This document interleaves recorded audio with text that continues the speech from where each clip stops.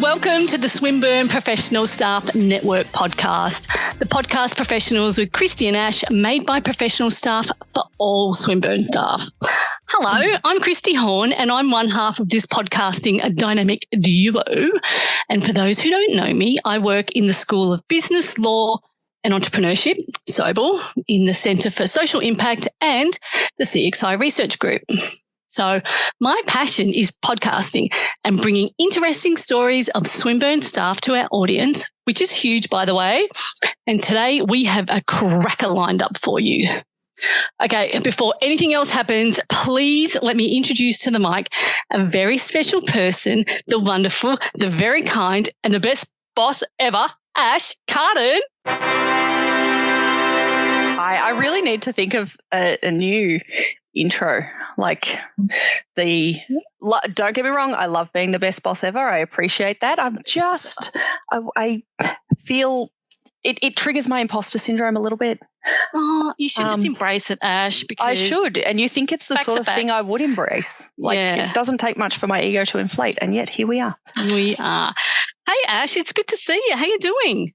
Pretty good. How are you? Yeah, really, really good. It's recordings coming to everyone from a Monday morning, rather cold Monday morning. We've really have to accept that summer really is fully finished. I'm well aware that was a long time ago. Not the point. I only like summer, and I'm a little bit sad that it has dwindled down to... Look, I'm with you, Ash. I don't mind autumn, hate winter, love summer. So that's all there is to it. Everything else, meh. And spring betrays people. It does a bit, doesn't it? It makes promises that it does not keep. So I'm actually still reeling and from our Matthew Bales podcast, and this is not scripted. This is not in the plan. No word of a lie. I tell people about the stars exploding and shooting gold throughout the universe because that is never getting old. It's pretty cool. Forever. It's amazingly cool. So I'm still enjoying the after effects of that excellent interview with Matthew Bales. I thought it was fantastic. It was such a good episode, wasn't it? It was amazing. And how about you with the activities across the SPSN that you have been up to? Would you like to we've been really busy, and this year we've got a really good program lined up for the SPSN network, and all professional staff are included in that. And just recently we had our first Lunch and Learn session, and we had a guest from ATEM, and her name was ML Hubbards, Mary Lou, I think her name is, but she goes by ML. Anyway, she came and gave a great presentation about ATEM, what it is, what it's like to be part of a really big professional network, and then we had a bit of lunch. There was a great bunch of people that were able to join us in real life and online as well. And if you missed the presentation, we recorded it, and I think it's on our Viva Engage page. I should chuck it up on the Swinburne Commons page too. But it was really good, and it was great to see so many professional staff members there. So thank you to everyone who turned up.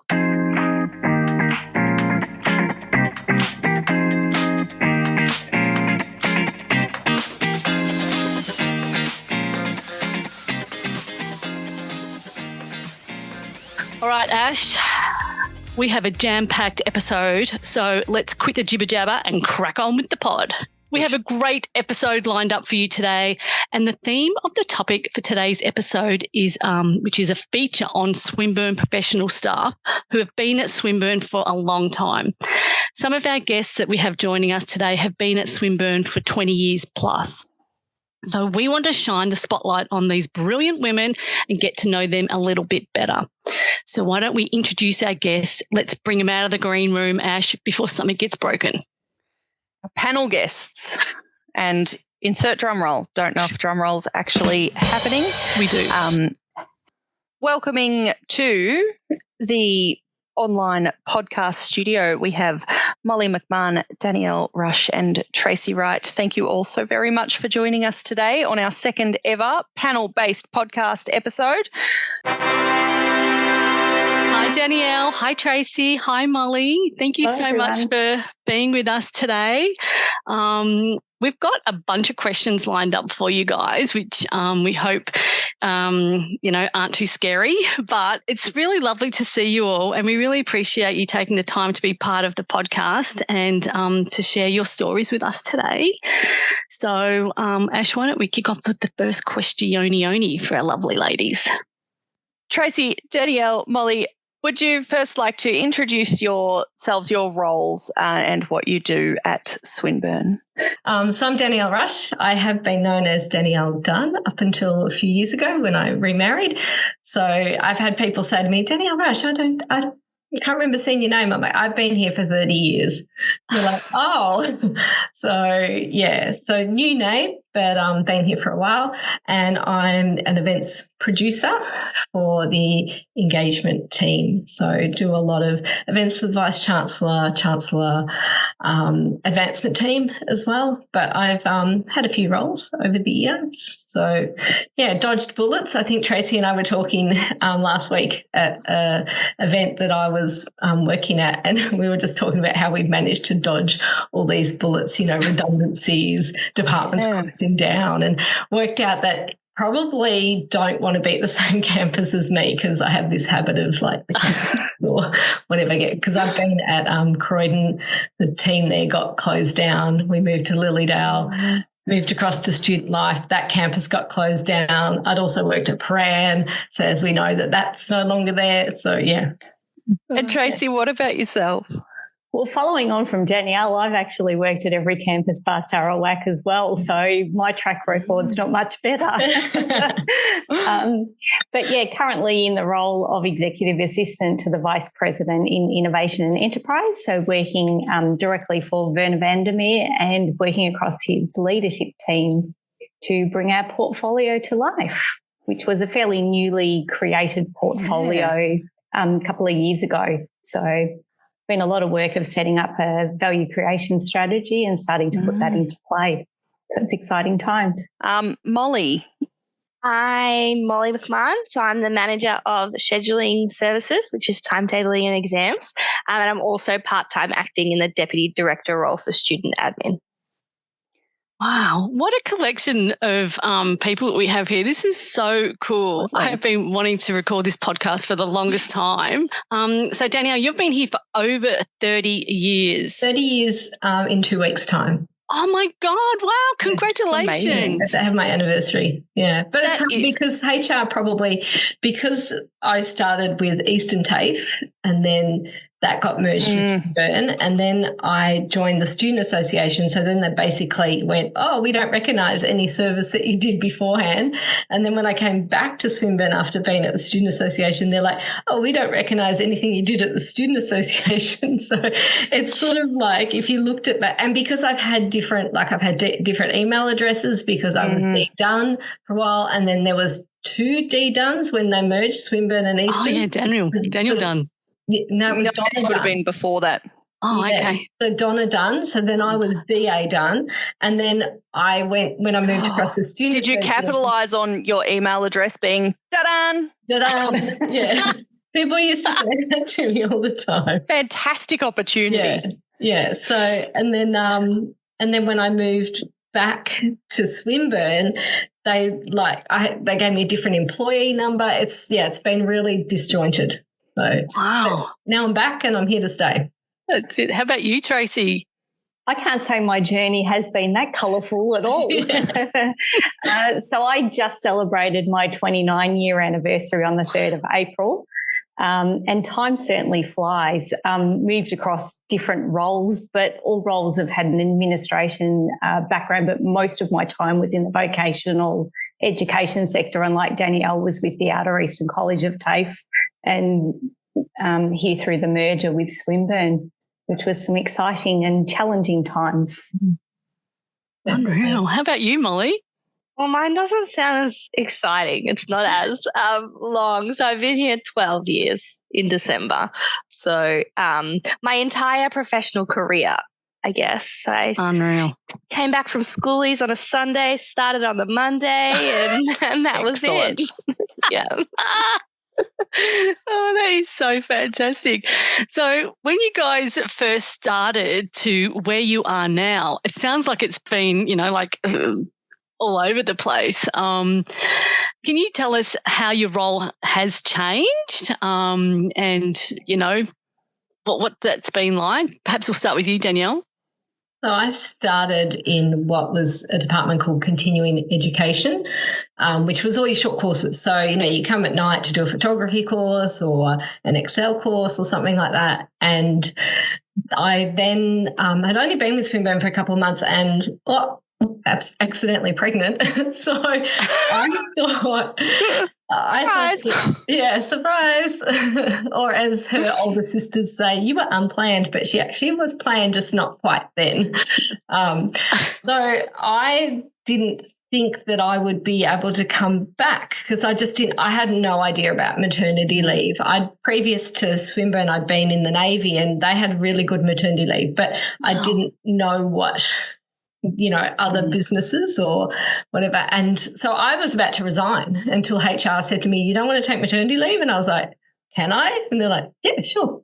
So I went on maternity leave and then I came back, but then I found that my role had been made full-time and I couldn't work full-time because I had 3 children by that stage. And I was like, I need part-time. And so I went off for 2 months and then they rang me and said, look, we'd like you to apply for this role in the hospitality and tourism department. And I was like, isn't that advertised internally? And they're like, yeah, but, I think they were just a bit worried that because my contract had finished when I was on maternity leave and I came back and then I didn't have my role, I think they thought I might sue them or something. You probably could have. Yeah, but I didn't think of it back then.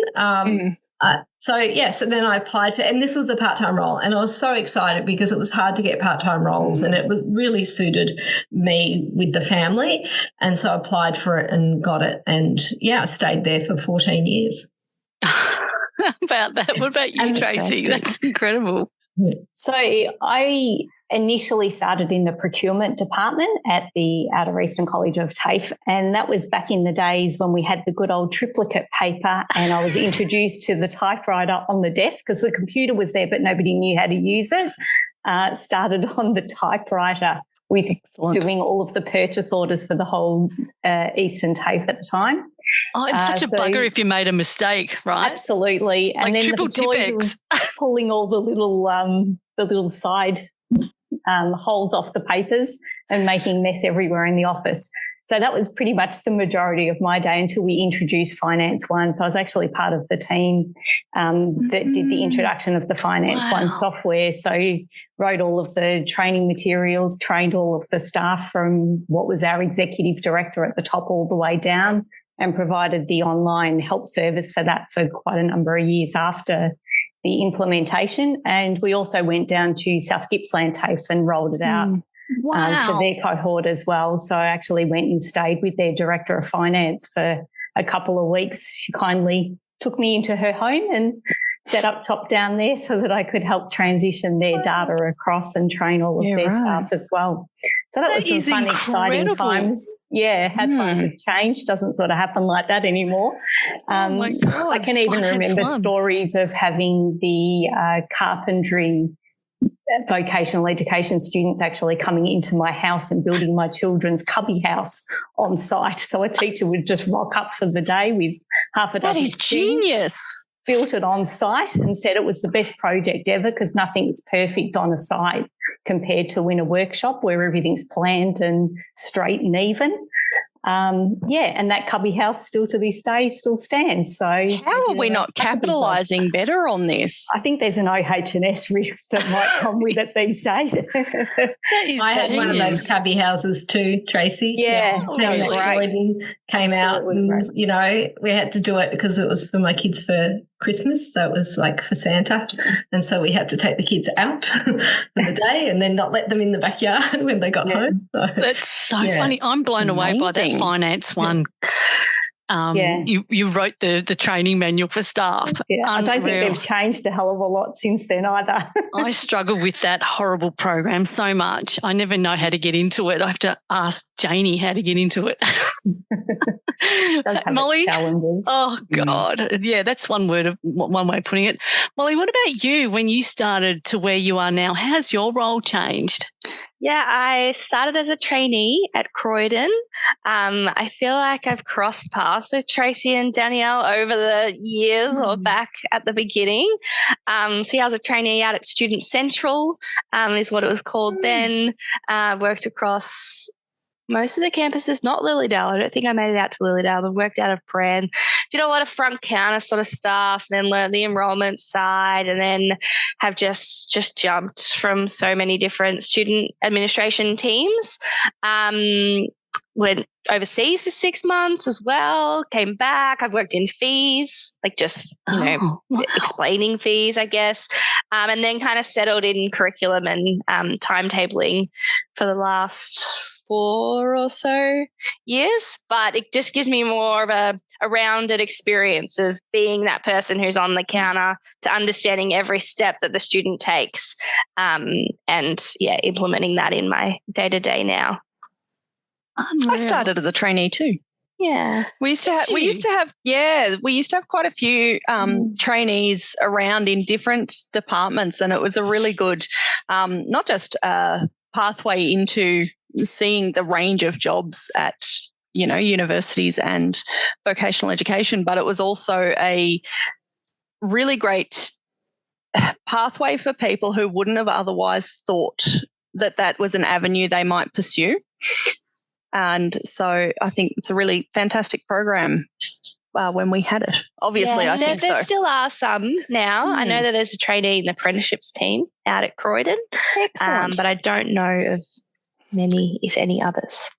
Yeah, I don't know of many at Hawthorn either. I think it probably wasn't as utilised at Hawthorn as maybe it could have been even generally. Because Ash, you've been here for a really long time as well. How about you? Tell us how long you've been here for. This is a question without notice. I've 14 years, I guess. Wow. That's unreal. It's so what an absolute hang on, I'm writing this down. Plus time 14 flies when you're having 7. fun. Yeah. So most of you, well actually all of you have utilised maternity leave at Swinburne. I mean that one time. Yeah. I had a kid. That one time. When you guys went off on mat leave and then came back, were things different? Were they the same? Or are you able to perhaps go through and tell us about your experience there? For me, I think the difference was we started to go from, like, when I was working in continuing ed and I was doing the contracts for our sessional teachers, and I would be handwriting the contracts. So, and again, liquid paper when you'd make a mistake or whatever. So when I came back, they started to move towards obviously doing these electronically. So that was like a huge chunk of, I guess, my role taken away. And that's why when I came back, they had merged 2 roles into one because they could. Because they didn't have to do, it wasn't so labour intensive, and therefore it was actually more like 2.5 roles into one. And so then so then that's why they said, well, we want you to go full time, but I couldn't. But yeah, I remember, Tracey, back when, we had typewriters and things like that, or people would come in to pay for their courses and they'd come into the front reception with their cheque or their cash. There was no bank transfers. There was nothing like that. It was all done manually. Absolutely, it was, Danielle. I used to collect that banking from you and take it all to the bank. Yeah, that's right. Somebody would have to actually go down to the bank to bank. Yeah. And you think about it, like, I don't know how much cash you took down, Tracey, but you think about now how much of a security risk that is. Huge. Yeah, to take in all that cash. But it was 3 campuses worth of cash and checks we used to deposit twice a day. Yeah. What a responsibility.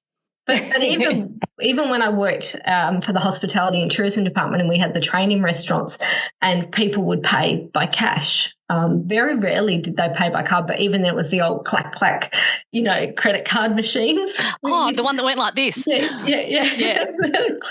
Yeah, so it was that they were doing. So there wasn't so much of that bank transfer. And at the end of the night, the teachers would have to post the take-ins into this little cupboard that we had, and in the morning us admin officers would take it out, count up all the cash, put it in the safe, and then we'd have to walk across to reception and then get them to bank it. And we, you could be talking over a week, because we also had the cafe as well, so we'd be counting take-ins. So it was quite a lot of money handling that would come through. Yeah. What about you, Tracey and Mollie, with your mat leaves? What changed? Yeah. What was it like for you both? Well, I was quite lucky on my first round of mat leave because the EBA came in with the great benefits that we've now got built into there. So I was originally just thinking I was going to take the standard few weeks off and then ended up falling straight into the 12 months. So that was a great initiative that came through and perfect timing from my behalf. I found second time round probably more challenging coming back, sort of juggling 2 children and part-time work. And the position that I had been in had actually folded. So I was in the off-campus, which was our old correspondence studies department. So back in the day we did correspondence with a textbook being sent out to you and your assignments and you hand wrote them and sent them back in for assessment. And so the department actually folded while I was on maternity leave. So then I ended up on the redeployment pool for a while until they found me a suitable position, and ended up then, I think, out at Lilydale, transitioned across when we opened a new department out there for the diploma in nursing. Wow. So that was an interesting challenge, but there was many years there working for basically no wage because your whole wage went to paying for 2 kids in crèche. But it certainly kept your foot in the door and a little bit of sanity along the way. Oh, definitely. How about you, Mollie? So I got about 2.5 months of mat leave before going into COVID lockdown. So that was interesting, not really. Laying on a floor with someone who cannot talk back to you for that period of time. We did go to the supermarket every day. And she is the most social child ever, so that obviously must have helped in some way. But when I came back obviously working from home. They had to deliver me equipment to use. I lost my direct manager, came back to doing that role and my role. Just less team members overall. But then the work increasing in that time, obviously, too, with the COVID work that came back. But it was extremely flexible. So I find what we can have in terms of flexible work arrangements and that sort of thing really benefited me in that way. I was able to work while she was sleeping often, and maybe Ash got emails from me at 3 a.m. while she was sleeping and I was working, but able to I think flexibility as well once you're coming back is a big thing. So I'm a single parent now, and I have to work full time to be able to afford all those things. So having ability to have flexibility is really key, I think. Good on you, Mollie. That's amazing. I can't imagine going into lockdown with a brand new baby. That must have been really, really challenging. What was out there at the time? I think for me, I had just moved back from Perth because I was in the Navy and my ex-husband was in the Navy, and we decided to move back to Melbourne because Perth is great, but if you're not from there, it's kind of very lonely and isolating. So we moved back to be closer to family, and my eldest daughter, who's now 35 and had 2 children of her own, she was in prep at the time, and I just knew I needed something part-time. And so I went and looked in the newspaper job because that's what you did. It was not anywhere else. There was no online. There was nothing like that. It was in the local paper, and and it was out at Eastern Institute of TAFE. And I looked at it. I went, and I'd worked in Perth. I'd worked doing payroll and admin in Perth. So this position came up in continuing ed, and it was about doing the contracts and paying the sessionals. So I was like, I can do that, and great, it's part-time. And I also wanted to work for a big organisation. I had worked for a smaller organisation when I got out of the Navy, and it was just awful. I know some people like working for smaller companies, but for me, I found it would be my my pen's run out of ink. Has anybody got a new pen? They're like, well, did you bring your own? Because like they were just so tight with money, and they just, it just wasn't a great experience. So I was like, no, after coming from the Navy, working for a small company, I was like, I have to go back to somewhere that has some sort of structure and framework. And, you know, you can go to a supply cupboard and get pens if you want them, not, you know what I mean, that sort of thing. And so when I saw the ad, I went, oh, this looks like it's for me, and applied for it and got it, and and just stayed because it just suited my family. And interesting. And whenever I get sort of bored with the position, look for something new, or, you know, keep dodging that bullet. Dodging the bullet. How about you, Tracey? What attracted you to Swinburne?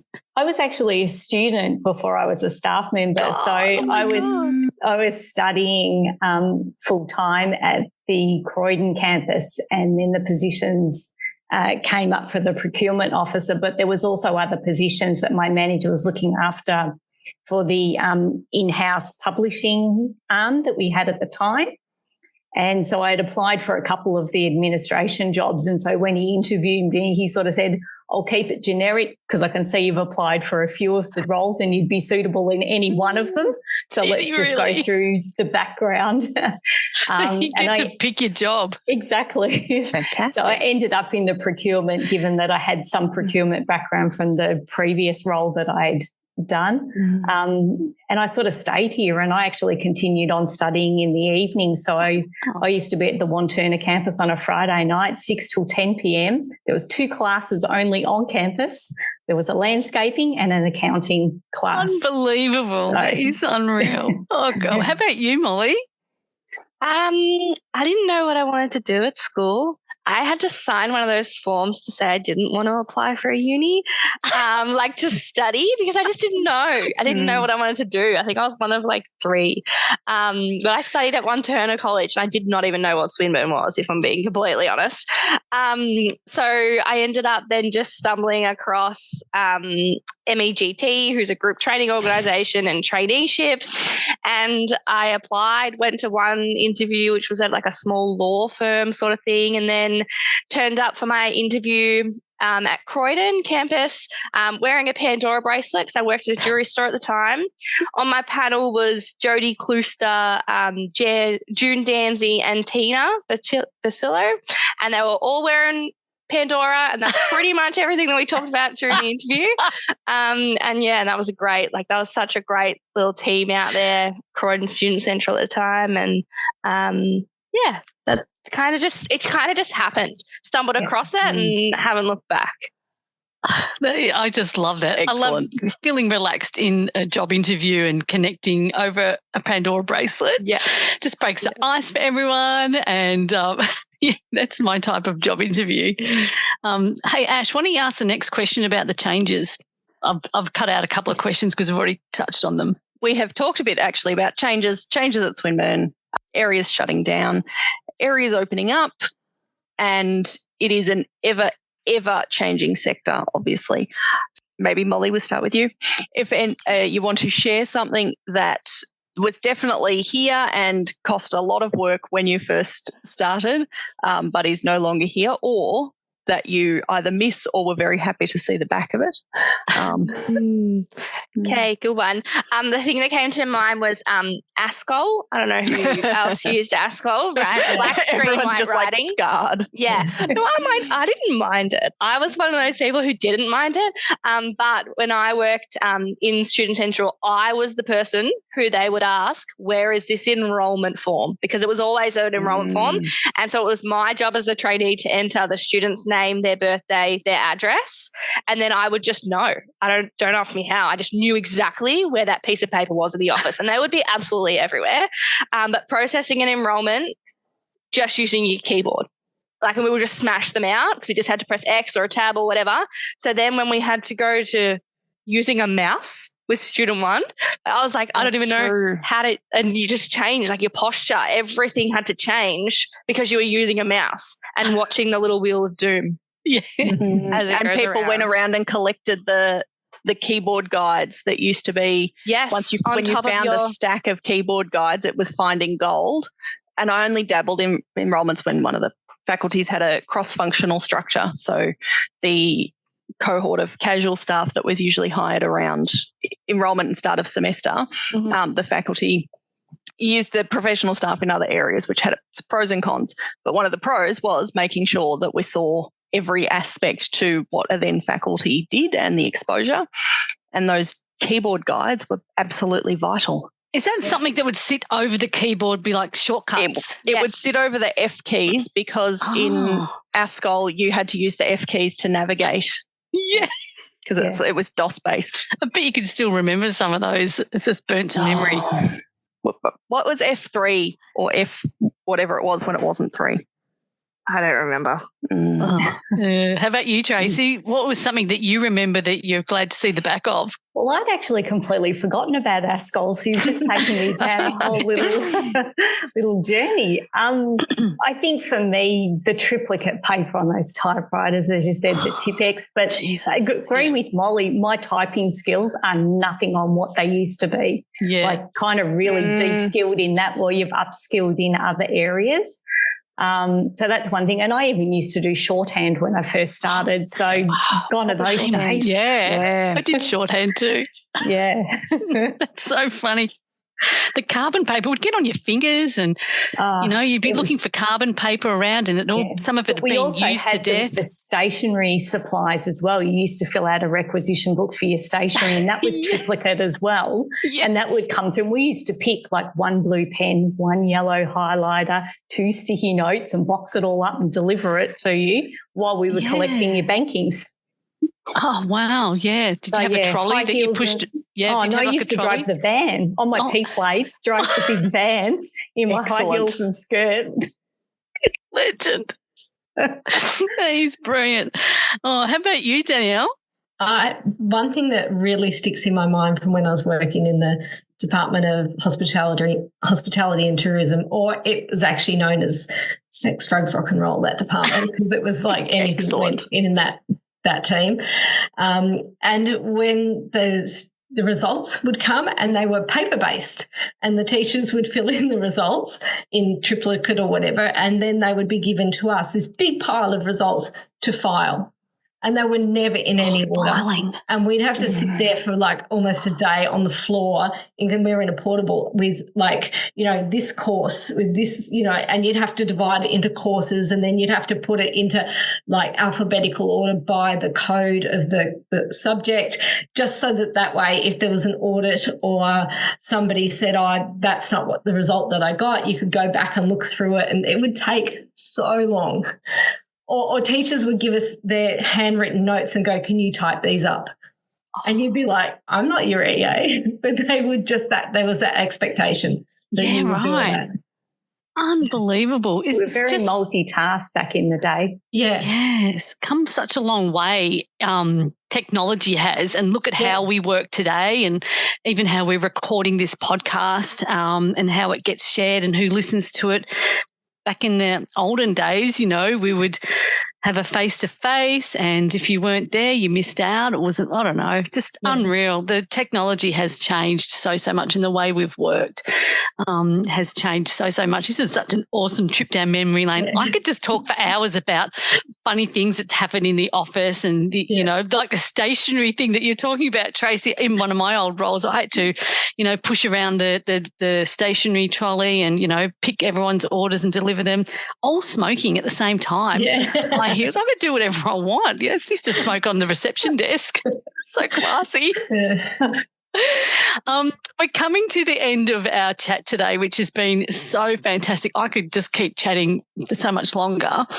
But the final question that we've got for you today is you would have seen some absolutely hilarious stuff in your time at Swinburne, and only if you've got something to share, and just invite you to share something really funny that today still cracks you up. And oops, there's a timer. That's Taylor Swift saying it's time.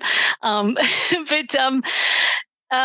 it's G-rated, go for it. Yeah. Well, Tracey and I were just talking last week, and there was a lot of X-rated stuff we can't talk about because we were there after hours, so you'd see a lot of things. But I do remember the ones we want to know about. Do we? Oh, look, if you want to go for it and not name names. We'll have a little chat. But when I was out at Lilydale, and this would have been late 90s, so laptops, people were starting to get laptops, but it was really only teachers. If you're admin-based, you had your full-on desk set up.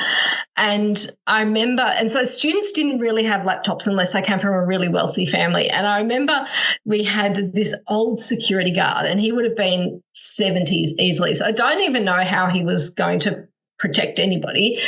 But one of the students looked through the window of an office and saw a laptop sitting, and this is at Lilydale, and saw it sitting on a desk. Well, the window could slide open and nobody had locked it. So the student went in through the window to get the laptop, and just as he did that, one of the teachers came back. Now, this teacher, this is the teacher we were talking about the other day, Tracey, I won't mention his name.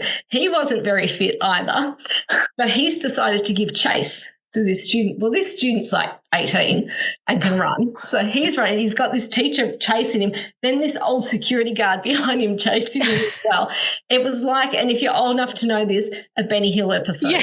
So it was like he just needed that music with him just running around. And this student, he's just taken off. He's jumped a fence, he's ran. And they're just like these poor guys. Both of them were smokers. They're just about having a heart attack. And this is taken off with the laptop. That was huge because laptops were so expensive back then. And this student would have been like, yes, I've got myself this awesome piece of technology. Yeah. And would have been able to use it straight away. There would have been no eye recognition or finger. You put your finger on and Oh, that's so funny. Yeah. What about you, Tracey or Mollie? Got anything? Oh, look. I mean, as Danielle said, there was some crazy things that used to go on. I mean, I remember a little passing comment. I think I was day 2 on the job, standing at the photocopier, and did get asked who I slept with to get my job. And I was kind of like, and I've had the comment about, women shouldn't be in the workplace before and different things like that. So we've certainly moved for better in a long, long way over the years.